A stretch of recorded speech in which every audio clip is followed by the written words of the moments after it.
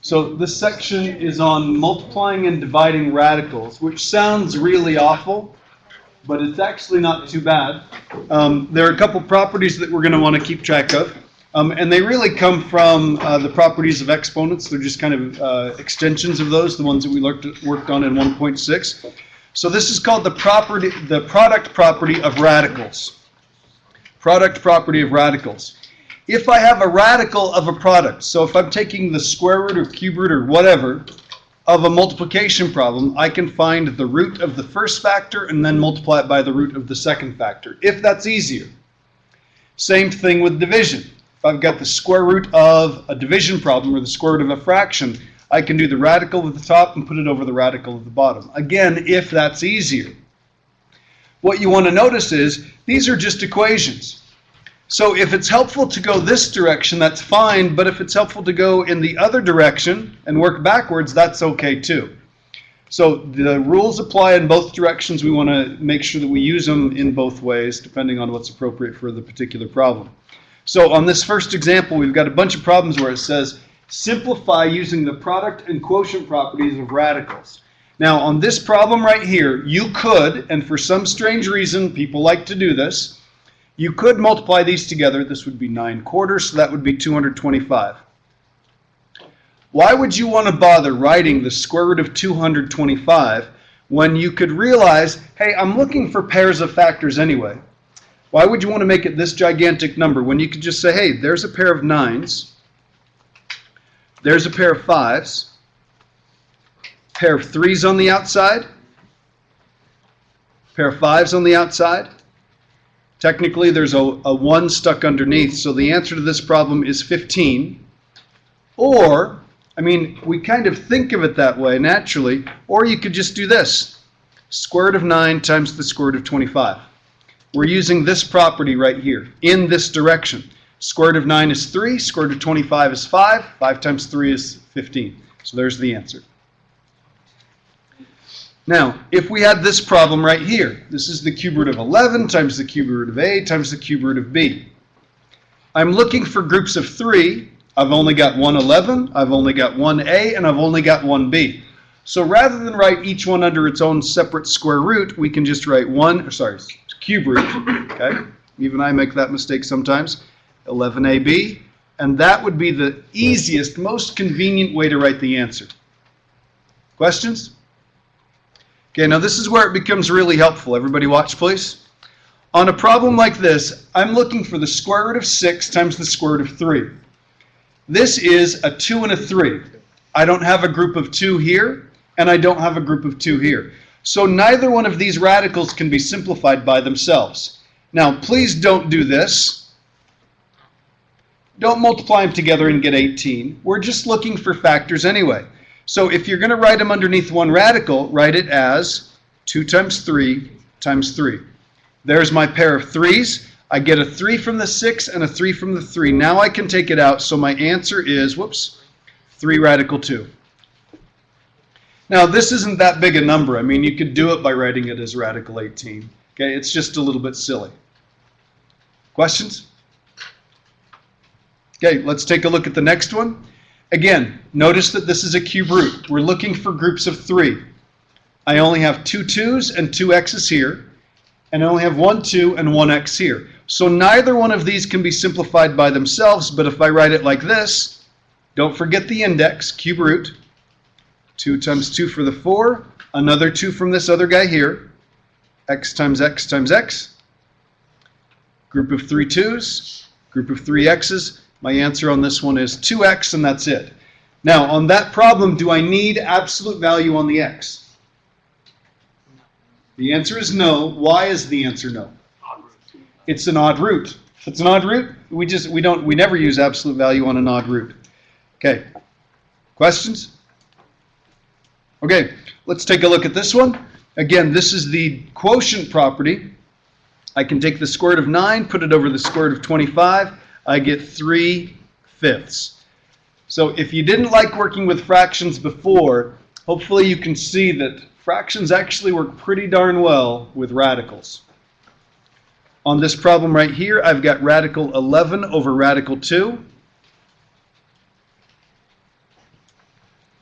Do we normally leave it like that? We normally don't. If you flip over on the back side, it talks about rationalizing the denominator. Okay, we're going to do that in a couple minutes. I'm going to put just dotted circle around that one. I'm going to leave that. We're going to come back to it. Let's take a look at the next one. I can't simplify radical 6 or radical 3, but watch what happens if I write them underneath one radical.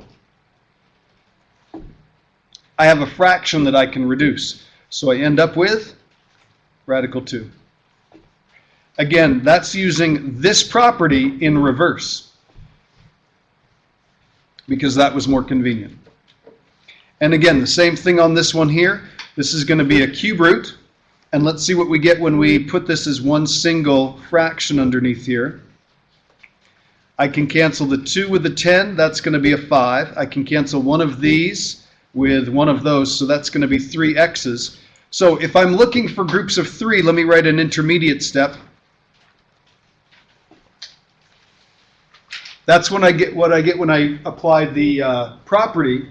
Now I can simplify it. I've got a group of 3 x's, so I'm going to have an x on the outside. Again, don't forget the index. It's the cube root of 5. Don't write radical 5. Any questions? Okay, let's take a look down below then. These are problems very similar to what you're going to see on Math Excel. So it says simplify, cube root of 2, cube root of 3. If we wrote the step in between, thinking ahead, it's this. Do I have any groups of 3? Nope. So the answer is cube root of 6. I'm looking for groups of 5. So I'm going to write a 5th root. If I wanted to take the trouble, just to kind of prove it to myself, 3 times 3 times 2 times t times t times t. If I write it out there, it's perfectly obvious. I don't have any groups of 5. So my answer is going to be 5th root of 18 t to the 3rd. If you can skip from here right down to there, that's totally okay. I was just kind of showing the steps just to indicate there aren't any groups that I can take out.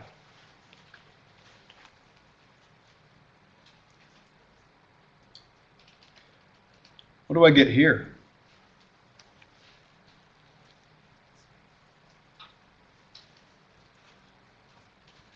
This is a factor of x minus a. This is a factor of x plus a. Are there any common factors? Do I have a pair of factors? Nope. I've got 2 x's, but they're both terms within factors. So this is the answer right here.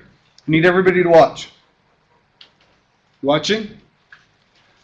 You might think, well, wait a minute, I recognize that. We did this in chapter 5. This was a difference of squares. So I could write it this way. X squared minus a squared. Yes, you can.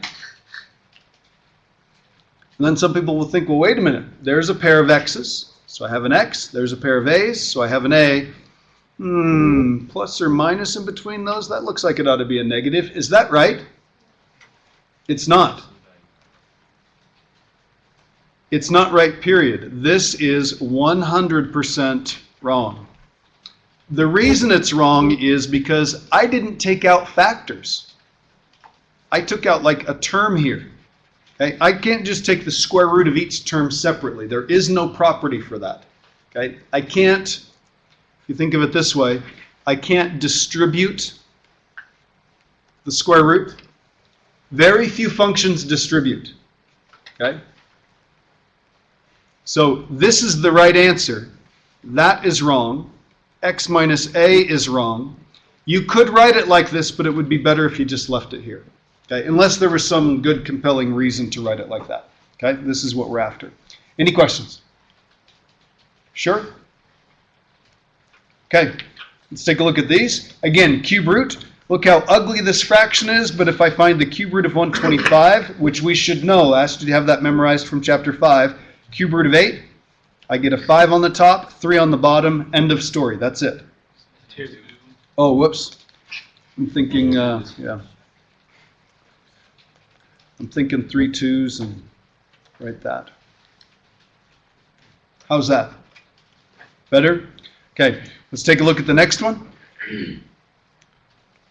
Okay, well, rather than rewrite it, let's just talk in terms of groups.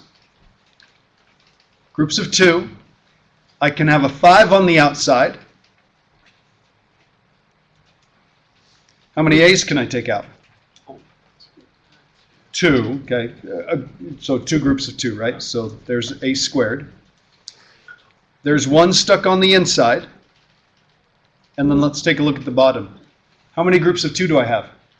3. So that would be B to the 3rd. Now, if these could have been positive or negative, would I need absolute value? Yes, I would, because it's an even root. And do I need absolute value on the 5? Nope. On the A squared? No, because it's squared. That's going to make sure it's positive. What about the B cubed? Yes, I'd need it on that. Technically, that would be the best way to write the answer. Okay? If we look at the next one, do I need to worry about absolute value on this? Nope, not at all, because it's an odd root. So I'm going to have a 3 on the outside, an A on the outside. Don't forget to write the index. A 2 on the outside and a B on the outside.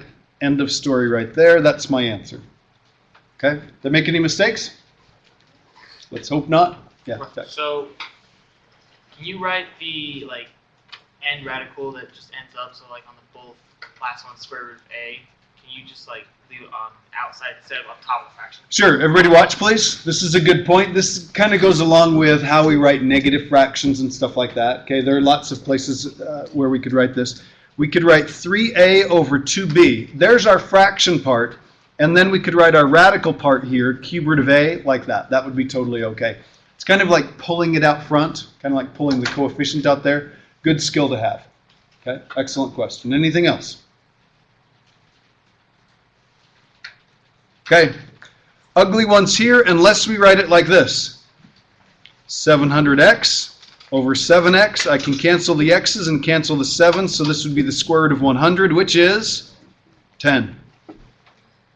Easy problem at that point. I'm going to rewrite this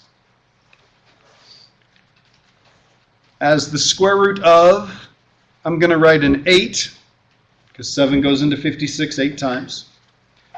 You can cancel the a's, and then I'd have b to the 3rd. Now I'm not done, because I can still simplify this. I can take out a 2 with a 2 stuck underneath. I can take out a b with a b stuck underneath, and that's the way we'd write the answer. Any questions? Okay, would you do number 34, please?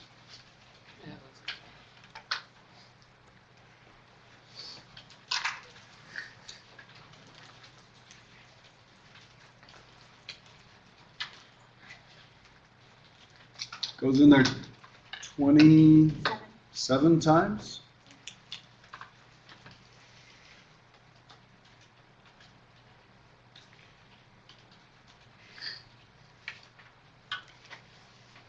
So if we wrote it under 1 cube root, think about what you'd get there.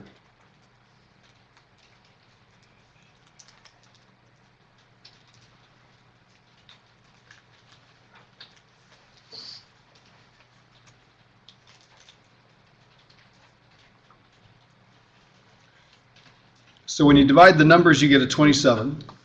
When you divide the x's, you get x cubed. And when you divide the y's, you get y to the 5th. But that's not simplified because that's a group of 3 3's.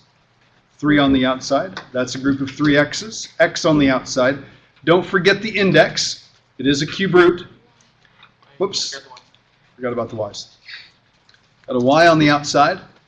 How many y's are left on the inside? Took everything else out. 2 on the inside. Okay? So 3xy cube root. Again, look at your paper. Make sure you wrote the index. It's the cube root of y squared. Any questions? Okay, go ahead and flip the page over.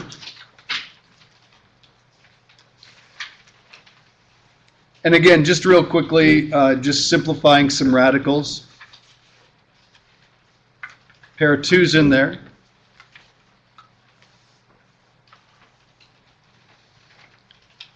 I mean, if we wrote the property, it's the square root of 4 times the square root of 3. It's the product property. It's this guy right here in reverse. Or sorry, in this direction right here. So this is 3 radical 5, but again, square root of 9 times square root of 5. I think they go over it in terms of the properties.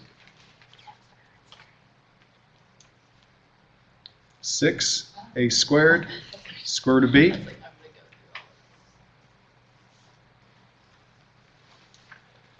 So sometimes these are helpful to do this, but on these problems, this is fairly easy. On this problem right here, if you wrote it this way, I mean, think in terms of square roots. If I could break it up into square root problems that I know the answer to, I'm in good shape. There's radical 3 times radical 100. That would be the same as radical 100. So this is 10 radical 3 if we wrote it in kind of a more standard way. Any questions? Okay, just a few more to take a look at. Can I simplify this one? Sure. That's going to be a times b. Okay, now, the reason that problem is that easy is because that is all multiplication. And square roots simplify factors. If we've got pairs of factors or whatever, we can take them out. So radicals work really well with multiplication and division for that matter. Do radicals work really well with addition and subtraction? They don't. So is this true? This is an easy problem. Square root of the first one, square root of the second one, multiply them together. But you cannot take the square root of a and then add it to the square root of b. It does not work that way. That's what I was talking about earlier. It doesn't distribute. Yeah. Just wondering, would you have absolute value for that? Yeah, I mean, if we were getting technical about it, we do need absolute value on that one, okay? Because it is an even root, and we don't know whether a or b are positive or negative, and they're not squared, so we're not guaranteed they're positive. Okay. Anything else? So the answer to that is a big fat no. Okay, so please don't do that on a test. Please don't try and distribute a function that doesn't distribute. Okay, any questions? Okay, so when we're doing a problem like this, it's a lot better, even though this is multiplication, don't multiply them together. Let's factor it and simplify it first. So we're going to write this as one single radical, but I'm going to write this as 2 times 5 for the 10, and 5 times 7 for the 35, and then I can see what my factors are. So don't bother writing up 350. Let's write down what the factors are. There's a pair of 5s, I can see those. There are no other pairs, so I've got a 14 underneath here. So there's my answer. Same thing with this. I've got a 7 times a 3, and then I've got x times x times x. X on the outside, cube root of 21.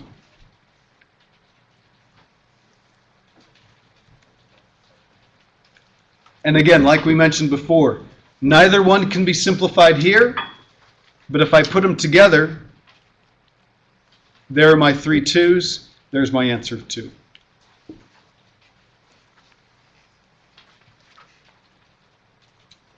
Square root. I'm going to do a 5 and a 3 times a 5. Then I'm going to do a to the 10th. Now I'm not going to take the time to write out 10 a's, but let's think about it this way. Here's my group of 2 5's. So I've got a 5 on the outside. If I have 10 a's, how many groups of 2 do I have? 5, right? So that's going to be my a to the 5th. Make sure it's a square root, and then I just need to write down what's left. The only thing left is a 3, so there's my answer. Any questions? Okay. Then here's where we get to the last couple interesting problems. Okay, most people don't like working with fractions. Hopefully you can see that there are some advantages to thinking of things in terms of fraction form, especially when we're dealing with radicals. We've seen that a couple times in the last few days. But if I had to combine fractions, like if I had to add these together, I've got to get a common denominator in order to combine those. It's tough enough to combine these and get a common denominator. Imagine if the denominators were ugly numbers like radical 3 and radical 5. That would be a real pain in the butt. Okay? So we normally don't like to leave radicals in the denominator. Okay? Really, the only reason for that is we like the denominator to be nice numbers in case we have to use it again, in case we need to get a common denominator. Okay? So for that reason, we do what we call rationalize the denominator. So when we rationalize the denominator, that's just a way of making the denominator a nice number. So if somebody says we're going to rationalize the denominator, that's all that means is we're going to make the denominator look nicer than it is right now. Okay? So on this problem right here, if I apply that property for radicals, this would be radical 4 over radical 3. So this is a 2 on the top and a radical 3 on the bottom. Now, I could leave it that way unless you're in an algebra class. We almost never leave it with a radical in the denominator.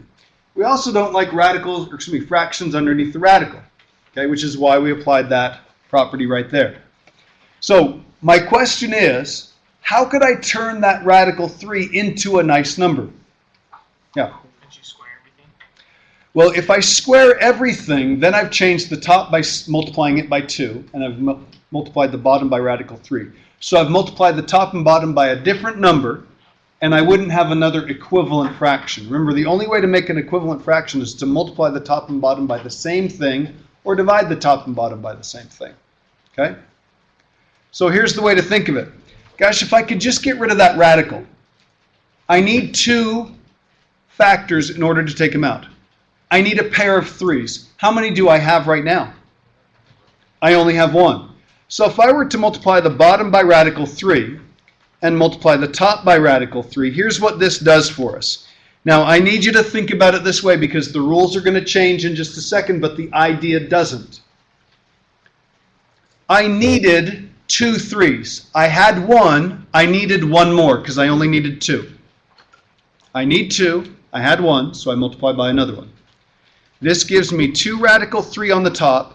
It gives me radical 9 on the bottom, or in other words, it's 2 radical 3 over 3. This is the answer. Now, please don't look at this and say, hey, Mr. Laws, I can cancel that 3 with that 3. Can you do that? No, because that's not really a 3. It's the square root of 3. The number's about 1.7-ish, so you can't cancel a radical 3 with a 3. Okay? That's the answer right there. Okay?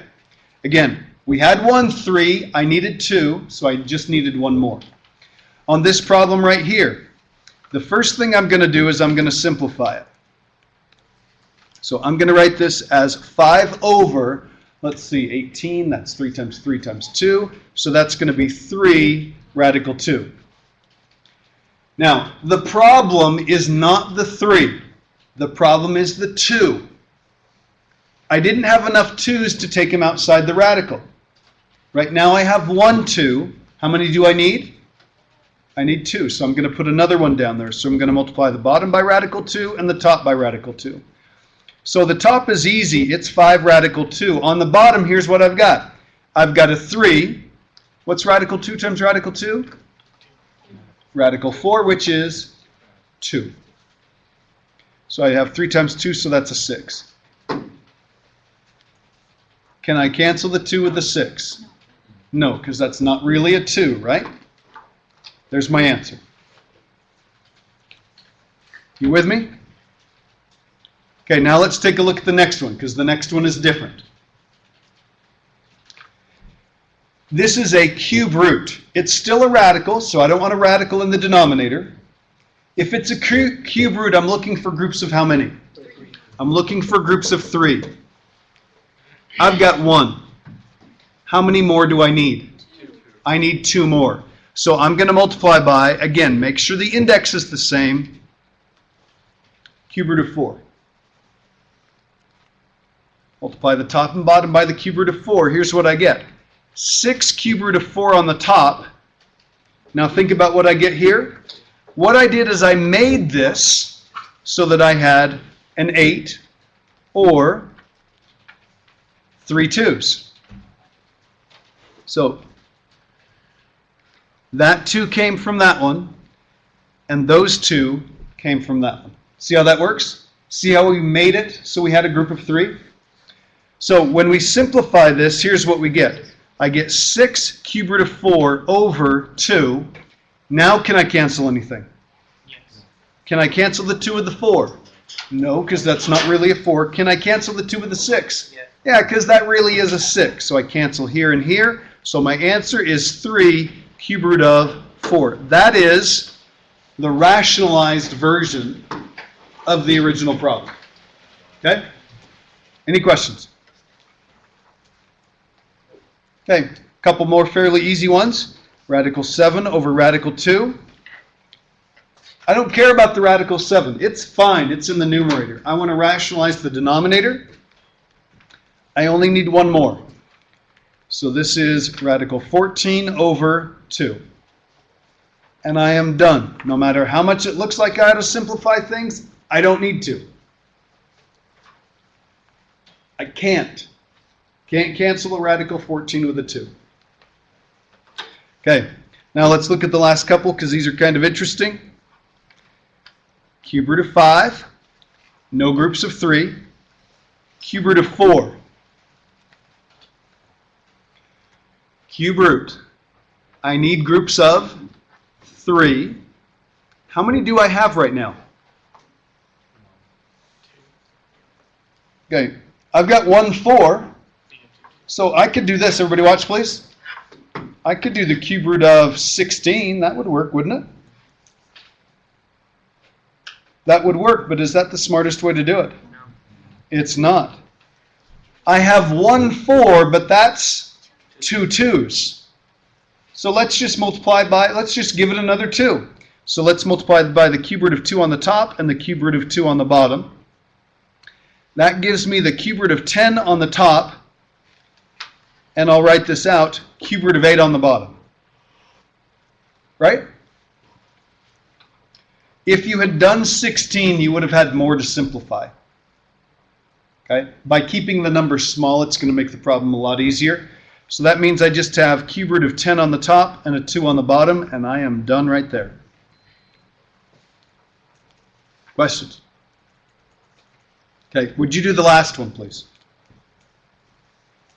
Again, think in terms of what root is it? I'm looking for groups of how many? How many do I have? And how many more do I need? And keep the numbers as small as possible.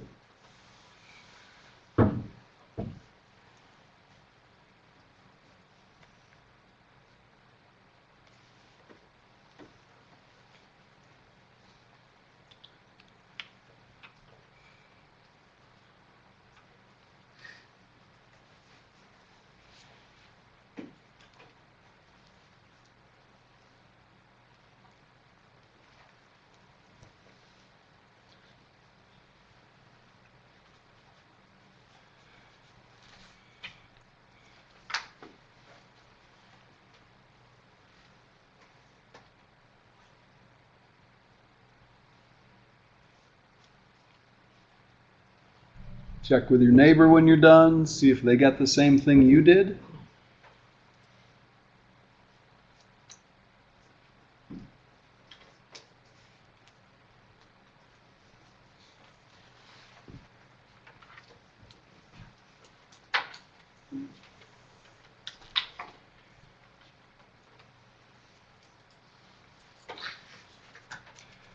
Okay, this doesn't simplify, right?